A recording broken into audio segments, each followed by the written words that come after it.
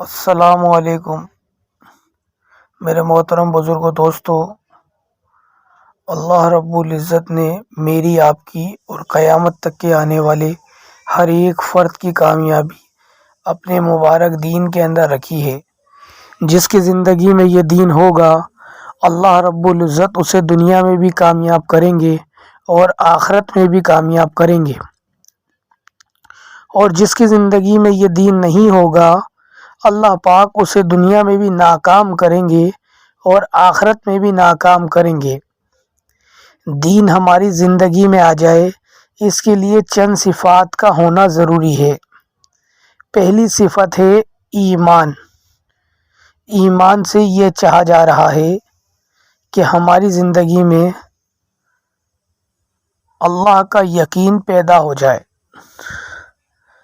ایمان سے یہ چاہا جا رہا ہے کہ ہمارے دلوں کا یقین پیدا ہو جائے کہ کرنے والی ذات اللہ ہی کی ہے، کرنے والی ذات اللہ ہی کی ہے۔ اللہ کا غیر اللہ کے بغیر کچھ نہیں کر سکتا۔ اللہ سب کچھ کے بغیر سب کچھ کرنے پہ قادر ہے۔ آپ حضور صلی اللہ علیہ وسلم کے طریقے پہ 100% کامیابی ہے اور غیروں کے طریقے پہ 100% ناکامی ہے۔ اس بات کا یقین ہمارے دلوں میں آ جائے۔ اس یقین کو لانے کے لیے ہمیں 3 لائن کی محنت کرنی ہوگی۔ پہلی محنت، امت میں چل پھر کر کے اللہ کی بڑائی کو خوب بولنا ہوگا کہ عزت دینے والے اللہ پاک ہے۔ کوئی ہمیں عزت نہیں دے سکتا جب تک اللہ نہ چاہے۔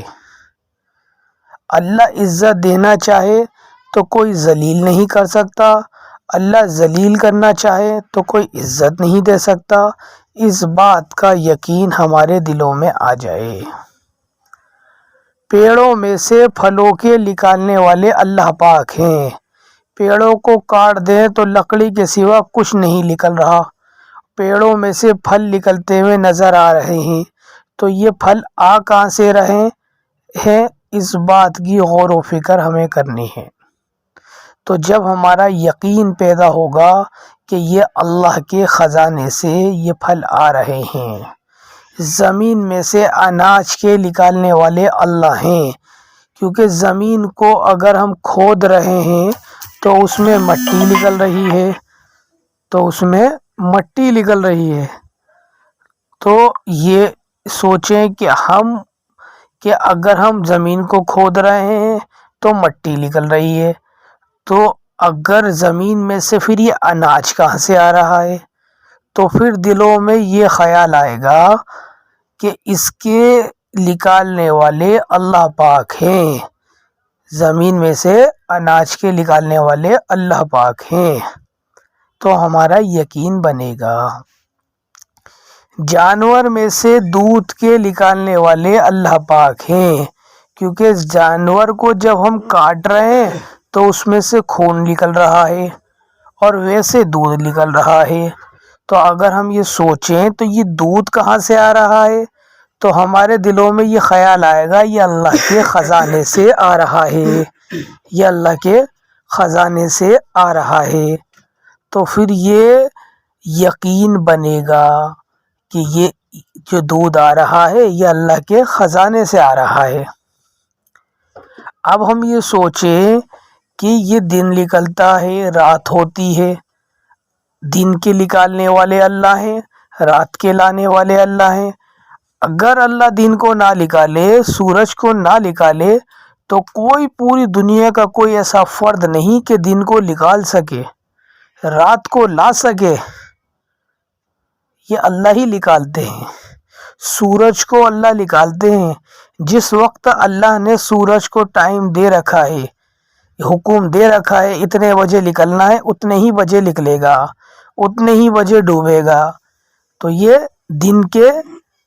دن میں اللہ رب العزت دن کے نکالنے والے، رات کے لانے والے اللہ ہیں، ہمیں سلانے والے اللہ ہیں۔ بہت سارے لوگ ہیں جن کو نیند نہیں آ رہی، تو نیند کون لاتا ہے؟ اللہ لاتے ہیں۔ رات کون لاتا ہے؟ اللہ لاتے ہیں۔ کون سلاتا ہے؟ اللہ سلاتے ہیں۔ اللہ اٹھاتے ہیں، اللہ کھلاتے ہیں۔ اللہ کے کھلانے والے اللہ ہیں، کھلانے والے اللہ ہیں، سلانے والے اللہ ہیں۔ تو میرے بھائیوں، ہم اس بات کو سوچیں کہ ہم کیا کر رہے ہیں۔ کیا ہم اللہ کو راضی کرنے والی محنت کر رہے ہیں، یا صرف اللہ کی نعمتوں کا استعمال کر رہے ہیں؟ اللہ کی نعمتوں کا استعمال کر رہے ہیں۔ ہماری زندگی کے اندر یہ دین آنا ضروری ہے۔ اللہ کی بڑائی کو بولتے رہیں گے، سنتے رہیں گے، تو ہماری زندگی کے اندر ہمیں یقین ہمارا بنتا رہے گا۔ جب بھی ہم ظاہر سے ہوتا ہوا ہمیں نظر آئے، جب ہی اس بات کی نفی کریں کہ یہ سب غلط ہے، یہ سب جھوٹ ہے، کرنے والی ذات اللہ ہی کی ہے۔ عزت کے، ذلت کے، سکون کے، راحت کے، بے چینی کے دینے والے اللہ ہی ہیں۔ کوئی ہمیں چین سکون نہیں دے سکتا جب تک اللہ نہ چاہے۔ کوئی ہمیں چین سکون نہیں دے سکتا، کیونکہ اللہ ہی چین سکون ڈالتے ہیں، اللہ ہی چین سکون ڈالتے ہیں۔ اللہ پاک ہمیں کھلاتے ہیں، کوئی ہمیں کھلا بھی نہیں سکتا جب تک اللہ نہ چاہے۔ جب آدمی ایک لقمہ کھاتا ہے، یہ فرد ایک لقمہ کھاتا ہے، اللہ رب العزت نے اس کے گلے کے اوپر ایک فرشتے کو مقرر کر رکھا ہے۔ یوں سنا بزرگ اللہ والوں سے کہ اللہ رب العزت نے اس کے گلے پہ ایک فرشتے کو مقرر کر رکھا ہے کہ جب یہ لقمہ کھاتا ہے تو اس فرشتے کو اللہ نے ذمہ داری دے رکھی ہے، جب یہ لقمہ کھائے تو اس کے پاس دو نالیاں، ایک سانس کی، ایک غذا کی، کہ غذا کی نالی کو کھولے رکھو، یہ لقمہ پیٹ میں چلا جائے گا۔ اگر اللہ اسے حکم دے دے کہ غذا کی نالی کو بند رہنے دو، سانس کی نالی کو کھولے رکھو، وہیں لقمہ اٹکے گا، وہیں موت۔ تو میرے محترم بزرگوں، دوستو، اللہ رب العزت نے ہمیں یہ نعمتیں اللہ کھلا رہے ہیں، کیونکہ اللہ کے نبی کو اتنی بھی خبر نہیں تھی کہ ایک سلام سے دوسرے سلام تک، کہ یہ نعمتیں اتنی برس رہی ہیں ہمارے اوپر کہ ہم سوچ نہیں سکتے۔ پانی کی نعمت کتنی بڑی نعمت ہے، اتنی بڑی نعمت ہے کہ یہ فرمایا کہ یہ ایک گھونٹ پانی بھی کروڑوں قیمتی نعمتوں میں سے نعمت ہے۔ کہ ایک بزرگ فرما رہے تھے کہ ایک بادشاہ، اس بادشاہ کے پاس ایک گلاس پانی کا ایک بزرگ آئے اور وہ کہنے لگے کہ اگر یہ ایک گلاس پانی ہے اور پورے شہر میں کہیں پانی نہیں ہے اور آپ کو پانی کی ضرورت ہے، اور آپ سے یہ کہا جائے کہ اس ایک گلاس پانی کے اندر آدھا گلاس پانی آپ کو ملے گا اور آپ کو یہ آدھی سلطنت دینی ہوگی، اور پانی کہیں نہیں ہے اور پانی کی ضرورت ہے، تو آپ کیا کریں گے؟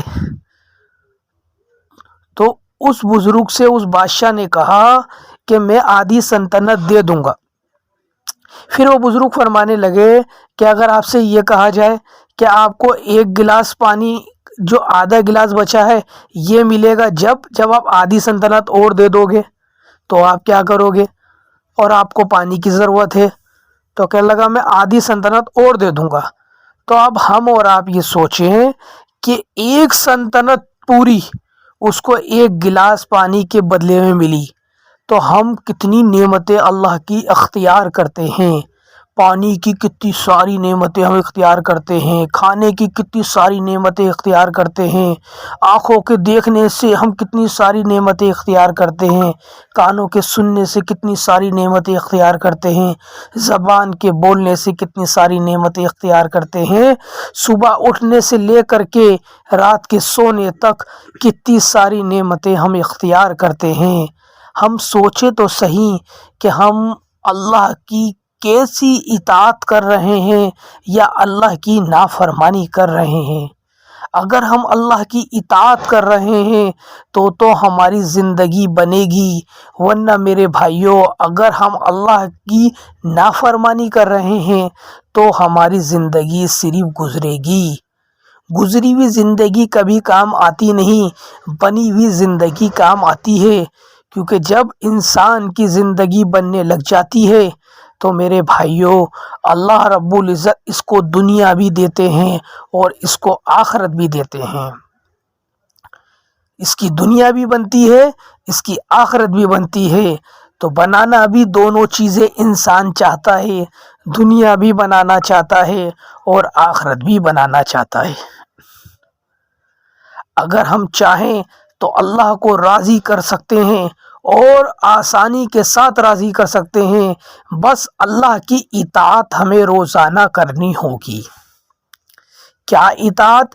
کہ صبح اٹھنے سے لے کر کے رات کے سونے تک، صبح اٹھنے سے لے کر کے رات کے سونے تک اپنے پورے اعضاء کا، جو اللہ نے سر کے بالوں سے لے کر کے پیر کے ناخن تک جتنے اعضاء ہمیں اور آپ کو عطا فرمائے ہیں، ان اعضاؤں کا صحیح اختیار کرنا،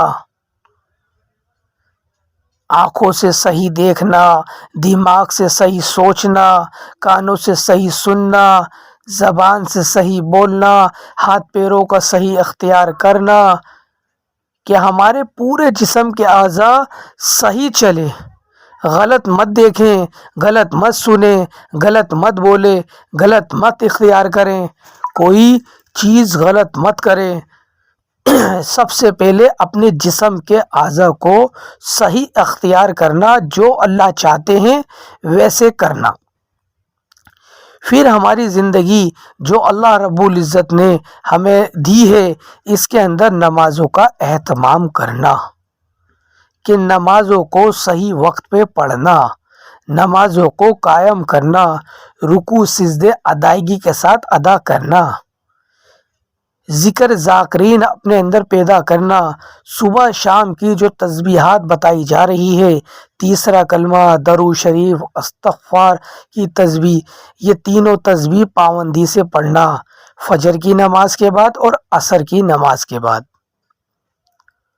روزانہ جو بتایا جاتا ہے کہ روزانہ ہمیں قرآن کی تلاوت کرنا، ایک پارہ پڑھیں، پاؤ پارہ پڑھیں، آدھا پارہ پڑھیں، لیکن روز پڑھیں، اس کی پابندی کریں، انشاءاللہ ہماری دنیا کی زندگی بھی آسان ہوگی اور آخرت بھی بنے گی۔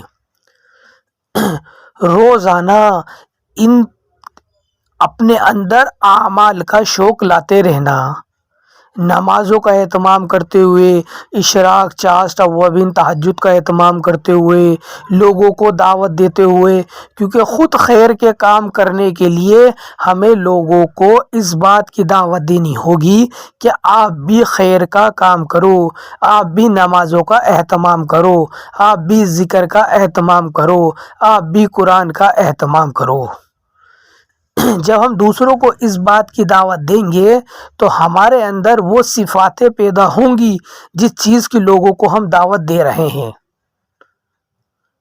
کیونکہ ایک صحابی رضی اللہ تعالیٰ عنہ اللہ کے نبی صلی اللہ علیہ وسلم کے پاس تشریف لے گئے اور فرمانے لگے، اللہ کے نبی، ہمارے اندر تو بہت ساری کمیاں ہیں، کہ نبی صلی اللہ علیہ وسلم ہمارے اندر تو بہت ساری کمیاں ہیں۔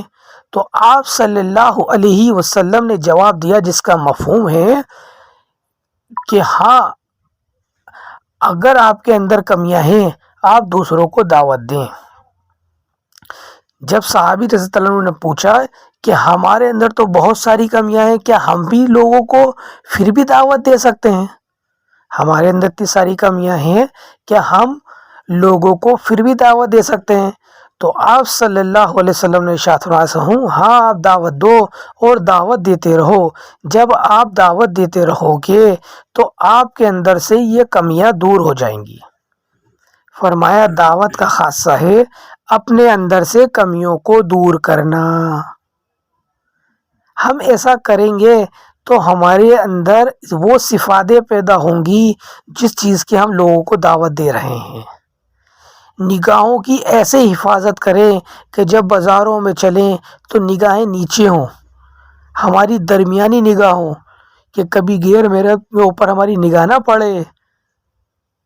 اس چیز کا اہتمام کریں گے ہمارے اندر صفاتیں پیدا ہوتی چلی جائیں گی، عمل کا شوق آتا چلا جائے گا، نمازوں کو قائم کرنے والے بنتے چلے جائیں گے، ذکر ذاکرین ہمارے اندر پیدا ہوتا چلا جائے گا، روزانہ اپنے اجتماعی اعمال کے اندر بھی جڑیں۔ اجتماعی اعمال کیا ہوتے ہیں؟ جیسا بتایا جاتا ہے روزانہ مسجد والے اعمال کے اندر مشورے میں بیٹھنا، تعلیم میں بیٹھنا، ملاقاتیں کرانا، گشتوں کی پابندی کرنا، اللہ کے راستے میں بار بار جانا، اس سے ہمارے اندر کی روح بنے گی اور اس کا شوق پیدا ہوگا عمل کرنے کا۔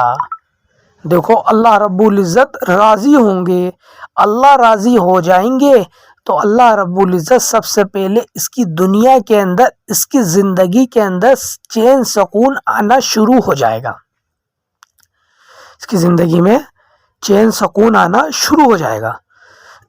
یہ سوچے گا کہ میری زندگی میں تو بڑا چین سکون آ رہا ہے، یہ کیسے ہو رہا ہے؟ تو پھر اس کے دل میں یہ خیال آئے گا میں اللہ کو راضی کر رہا ہوں، اللہ میرے دلوں میں چین سکون ڈال رہا ہے۔ اللہ رب العزت لوگوں کے دلوں میں اس کے لیے محبتیں ڈالیں گے۔ یوں سنا اللہ رب العزت بزرگ اللہ والوں سے کہ اللہ رب العزت جب یہ دین پہ زندگی گزارتا ہے، اللہ کو راضی کرنے میں لگتا ہے، نمازوں کا، ذکر کا، قرآن کا، ذکر ذاکرین کا، لوگوں کو دعوت دینے کا محنت میں لگا رہتا ہے، اللہ رب العزت جبرائیل سلام کو حکم دیتے ہیں اور کہتے ہیں کہ جاؤ 18,000 مخلوقات سے کہہ دو کہ اس سے محبت کرے۔ تو میرے محترم بزرگوں دوستو، فرمایا چرندے پرندے انسان جنات سب دل سے محبت کرنے والے بن جاتے ہیں۔ اتنی محبت اللہ رب العزت اس کے دلوں میں دلوا دیتے ہیں۔ پھر یہ اللہ کی رضا کے مطابق اپنے وقت کو گزارتا رہتا ہے، حالات بھی آتے ہیں لیکن گزارتا رہتا ہے۔ تو فرمایا اللہ رب العزت اس کی کمائیوں میں برکتیں ڈالتے ہیں، ایسی برکت ڈالتے ہیں کہ چند روپے کما رہا ہوگا اس میں اس کا پورا ہو جائے گا، ایسی برکت آ جاتی ہے۔ اتنا کہ جیسے برکت کا آ جانا مقصد ہے میرے بھائیوں، کہ برکت اسے کہتے ہیں کہ چند پیسے اس نے کمائے، اس کی ساری ضرورتیں اس میں پوری ہو گئیں، اللہ نے پریشانی کو ہٹا دیا، اللہ نے سکون ڈال دیا، اللہ نے عزت ڈال دی، اللہ نے برکتیں ڈال دی۔ اب یہ لگا رہا، دین کی محنت کرتا رہا، لگا رہا تو فرمایا اللہ رب العزت اس کے کاموں کے اندر فرشتوں کو لگاتے ہیں۔ یہ بزرگ اللہ والوں سے سنا، اللہ پاک ایسے فرشتے لگا دیتے ہیں کہ یہ یوں سلوٹوں کے اندر اس کے کام ہونے شروع ہو جاتے ہیں، اس کے اجر کو بڑھاتے ہیں، اس کے گناہوں کو معاف کرتے ہیں، اس کو ایسی جگہ سے روزی عطا فرماتے ہیں جو اس کی سوچ بھی نہیں جاتی۔ تو میرے محترم بزرگوں دوستو، اللہ رب العزت کو راضی کرنے میں ہمیں لگنا ہے۔ اللہ کو راضی کرتے رہیں گے، ہمارے سارے کام بنتے چلے جائیں گے، اور ہمارا اصل مقصد جو ہے وہ تو آخرت کو بنانا ہے، آخرت کو زندگی میں لانا ہے، کیونکہ میرے بھائیوں ہمیں مرنا ہے، اللہ کے پاس جانا ہے، پوری زندگی کا ہمیں آپ کو حساب دینا ہے۔ اس کے لیے میرے بھائیوں ہمیں یہی تیاری کرنی ہوگی، ہمیں اللہ کو راضی کرنا ہوگا۔ کوئی نہیں ہے ہمارا ساتھی سوائے اللہ کے، اللہ ہی ہمارا دنیا میں ساتھ دیں گے، اللہ ہی ہمارا آخرت میں ساتھ دیں گے۔ اللہ نے ہمیں پیدا کیا ہے، اللہ ہی ہمیں موت دیں گے، اللہ کے چاہنے سے ہم آئے ہیں، اللہ کے چاہنے سے ہی ہم جائیں گے۔ تو میرے بھائیوں یہ جو بیچ کا راستہ زندگی ہے، یہ بھی زندگی اللہ کی چاہت کے مطابق گزار دیں، کیونکہ اللہ رب العزت نے دنیا میں بھیجنے کے بعد یہ زندگی کے اندر ہمیں اختیارات عطا فرما دی۔ کیا اختیارات دے دی؟ کہ اب تم میری مرضی پہ گزارو یا اپنی مرضی پہ گزارو۔ تو ہمیں تو اللہ کی مرضی پہ گزارنا ہے، اپنے وقت کو بنانا ہے۔ تو سب ساتھی ارادہ کرے کہ ہم اللہ کو راضی کرنے والا یقین بنائیں گے، اللہ کو راضی کرنے والی محنت کریں گے، اللہ کو راضی کرنے والے جد و جہد کریں گے، ہر کام وہ کریں گے جس سے اللہ راضی ہوتے ہیں، خیر کے کام کرتے رہیں گے، کیونکہ فرمایا خیر کے کام کو اپنی ذمہ داری سمجھ کے کرتے رہنا ہے، علماء حضرات کے پاس بار بار جانا ہے، اپنا تذکرہ کرنا ہے کہ میں تاجر ہوں، میری تجارت کا دین کیا ہے، میں ملازم ہوں، میری ملازمت کے اندر اس دین کو کس طرح سے میں ادا کروں، کس طرح سے اللہ کو راضی کروں، علماء حضرات کے پاس جا کے پوچھ کے اپنے دین کو اختیار کرنا ہے۔ میں بازار میں چل رہا ہوں، کس طرح مجھے چلنا ہے، کیسا دین اختیار کرنا ہے، میں دکان پہ بیٹھا ہوا ہوں، مجھے دین کس طرح سے اختیار کرنا ہے، کوئی گراہک آئے مجھے کیسے بات کرنی ہے، میں گھر کے اندر ہوں، گھر میں رہنے کا دین کیا ہے، میں دوستوں میں ہوں، دوستوں کے ساتھ میرے دین کیا ہے، میں رشتہ داری کے اندر ہوں تو رشتہ داری میں میرا دین کیا ہے، اس طرح سے مجھے پوچھ کے اپنے عمل کو کرنا ہے، تو انشاءاللہ بہت فائدہ حاصل ہوگا۔ سب ساتھی ارادہ کریں کہ اس دین کو اپنی زندگی میں لائیں گے اور اللہ کو راضی کرتے رہیں گے۔ اللہ پاک ہمیں بھی آپ کو بھی کہنے سننے سے زیادہ عمل کرنے کی توفیق عطا فرمائے، آمین۔